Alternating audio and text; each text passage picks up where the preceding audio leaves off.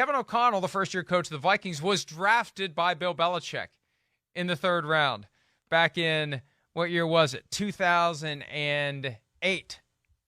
So that's something that a guy who Belichick once said put his name on the card. He's going to come here as one of the various backup quarterbacks to Tom Brady. He now gets a crack at being the first Vikings coach to face the Patriots without Tom Brady. That's the last time the Vikings beat the Patriots, the 2000 season, with Brady on the roster but not on the field. The Vikings won that game. They had a 7-game winning streak to start the season, and that season culminated in 41-0, not 40-3, 41-0 against the Giants in MetLife Stadium in the NFC Championship. But that was the last year the Vikings beat the Patriots. They are 0-5 against the Patriots since then. Every one of those games, Tom Brady played quarterback. Now they get a crack at them without Tom Brady. O'Connell the coach, and so what do you think? Do you think your team can move the ball on them? Do you think you guys can move the ball consistently up? Yeah, I mean, that's a big question. Not without Christian Darrisaw. Yeah. Not without Christian Darrisaw. Right. You got Justin Jefferson saying yesterday we need to get the ball out more quickly. And it wasn't a criticism of Kirk Cousins. He's not that way. They need to get the ball out more quickly. Yeah. They need to get open fast enough for Kirk Cousins to spot a guy and get rid of it. I just don't think it's going to work. They're not going to be able to run the ball. They're not going to be able to pass the ball. And they're not going to hold the Patriots to 3 points. This is not the Jets' defense. The Vikings' defense has quietly been a major liability.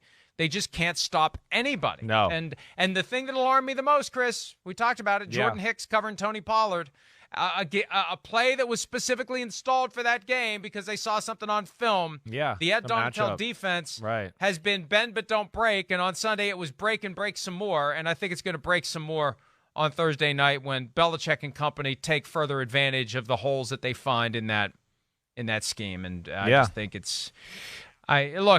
starts out tied. We'll see how long it stays tied, but I think it's going to be a long night for the Vikings. It's certainly a tough matchup for them. I mean, we always discuss it's a matchup league, and the first thing you look at is the Minnesota defense. It hasn't been good. You guys have been pretty good at keeping teams out of the end zone. But the thing I worry about, and what we saw them struggle with last week, where it's a little different than like Buffalo, where Buffalo, you didn't really have to worry about a run game and you could play pass defense for the majority of the game. Dallas, there was the worry of, wait, we got to worry about the run, and they can just bludgeon us in the run game. And now, now we got to put a linebacker man-to-man on a running back out of the backfield that we don't like because we're so worried about stopping all the gaps in the run game to now we're a little vulnerable in the pass game. Now, the Patriots are not as explosive as the Cowboys. That's the positive thing there. But there is balance, and we know their offense is good enough to, put passes and plays together here to where they can drive the field. So that's where at least I give your Minnesota defense a little bit of a chance. Is just the lack of explosiveness from that Patriots offense is different than Dallas last week, certainly. And, I think that's where you can hang in there. But the big thing is you're talking about is that Patriots defense. Patriots defense is playing amazing football right now. You take away just the Bears unveiling the quarterback runs for the first time in Justin Fields' career on that Monday night. And then you go to the 2 games before that and the games after that, man, nobody's scoring points on the Patriots right now. They are playing unbelievable pass defense and run defense. They got size. Judon is arguably the best pass rusher in football right now. They can play man-to-man coverage, and they're one of the best zone coverage teams in football as well.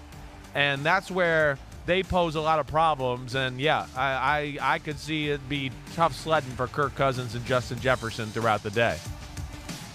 And think about this. The Bears beat the Patriots 33-14 in that first game after an 11-day break following a loss to the Commanders that resulted in plenty of people saying, why aren't you using design runs? Yes. With this incredible dual-threat quarterback who makes it look easy when he takes off with the ball. And whether they decided it on their own or whether they heard the outside noise that they claimed to ignore, they started using design runs. They gave Bill Belichick a curveball. So I wonder this, Chris. Yeah. With only 4 days in between games.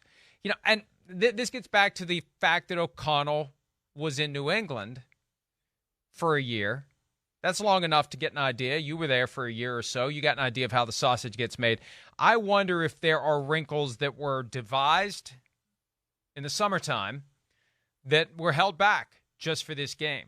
That this is going to be a tendency shifter because he knows what Belichick will do to that offense based upon what's on film from the first 10 games. So they got to have something else ready. Now, again, it would be helpful to have Christian Darrisaw playing left tackle, but I just can't help but wonder whether or not they're going to do some unexpected stuff, unexpected by the Patriots and obviously unexpected by the rest of us, that may be the only key to kickstart the offense because there's enough film there now. They know what they do. I've mentioned this before. A friend of mine that grew up in Minneapolis is an extremely ardent fan of the Vikings, has been scared to death of this game because this is the game where the O'Connell offense gets exposed. Well, that ended up being Sunday against the Cowboys. But what does Belichick know? What will he be ready to do? And will there be zigging to the expected zagging? And will O'Connell have some wrinkles? I think that's the game within the game here. And as I've said multiple times, it's going to be harder to execute without your best offensive lineman available there to give Kirk Cousins a little more time to let things work. Yeah, Mike, traditionally, you don't know, or I don't know of teams that kind of like hold things back, right? Like, and go, wait, I know we got to play on Thanksgiving. Maybe during the bye week, maybe that could be a time where they could have maybe taken a day or two and said, hey, let's just dive into New England a little bit here and just, get a base plan together, see if there's some things we can maybe, trick them with, game plan shots, whatever. Maybe that could go on, certainly. But I don't know. I don't know if I look at that as being a huge part of the game plan. And even Kevin O'Connell being there, sure, he knows how things are made, but it's a different staff now, right? They're so, they're so like always changing up in New England and doing things. It's just so different now compared to then. And they've evolved. That's why they're so good. Bill, hey, this is cover 3 in 2007, and cover 3 in 2022 is different up in New England. They teach it differently. The league has changed. Offense has changed. So that's where it's interesting. But to your point with New England, that should always be part of the equation. And I am huge into, you play New England, one of the biggest things you got to do is self-scout yourself because they're going to know you as good as you know you by the end of the week. So you better have a few things to go, wait, we always do this when we're in this formation. We always do this when we're in for this formation. This week, we're going to do that and that and that and keep them off guard that way. And maybe that's what I think we can look for. Now, what is that? I don't know, but they got a tough task in front of them here because this is a game where, New England's got enough big people up front to where they don't have to go all out and crowd the line of scrimmage to stop the run game. They should be able to play it pretty straight up.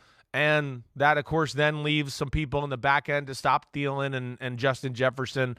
So we'll see where this goes. But I do think a big part of this game really goes to your defense, the Vikings defense. Can they show up and make life hard on a below-average New England Patriots offense and use your defense to keep them in the football game and make it a defensive struggle type of football game where then, hey, Kirk Cousins gets it in the fourth quarter late in prime time on John Madden Thanksgiving and wins for Mike Florio. That's what you got to hope for right there. Prime time Kirk on Thanksgiving. Hope in one hand and crap in the other and see which one fills up first. Hi, it's Mike Florio. Thanks for watching PFT on YouTube. Hit subscribe for the latest news and analysis from Pro Football Talk.